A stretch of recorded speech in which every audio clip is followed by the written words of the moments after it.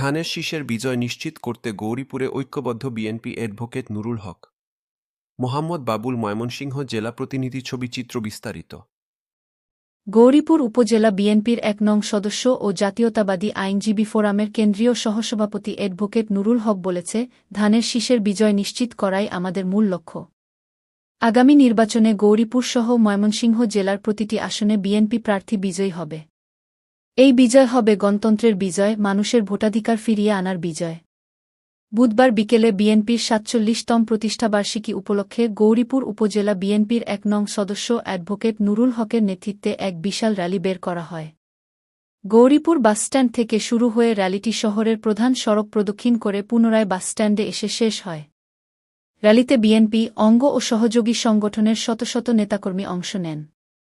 নানা রঙের festoon, banner, poster ও দলীয় পতাকা নিয়ে নেতাকর্মীরা মিছিল করেন। ধানের শীষের বিজয় চাই, গণতন্ত্র মুক্তি চাই এমন স্লোগানে পুরো শহর মুখর হয়ে ওঠে।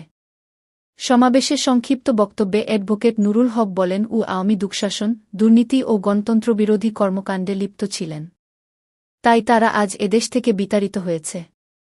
দেশনেত্রী বেগম খালেদা জিয়া ও তারেক রহমানের নেতৃত্বেই বাংলাদেশ পুনরায় গণতন্ত্রের পথে এগিয়ে যাবে।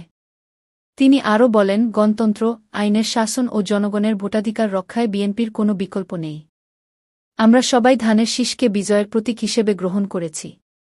জনগণ আজ পরিবর্তন চায়, মানুষ আজ স্বাধীনভাবে ভোট দিতে চায়। সেই প্রত্যাশা পূরণ করবে বিএনপি।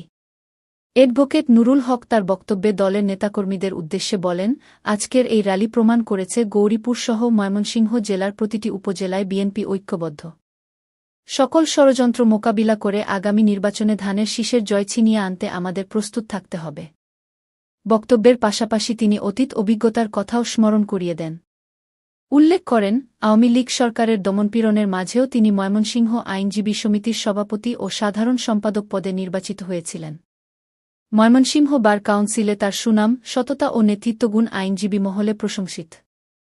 র্যালি ও সমাবেশে উপস্থিত ছিলেন উপজেলা বিএনপির বিভিন্ন ইউনিটের যুবদল, ছাত্রদল, শ্রমিকদল, স্বেচ্ছাসেবক দলসহ অঙ্গ ও সহযোগী সংগঠনের নেতাকর্মীরা জানান, এই বিপুল সমাগমই প্রমাণ করে মানুষ পরিবর্তন চান।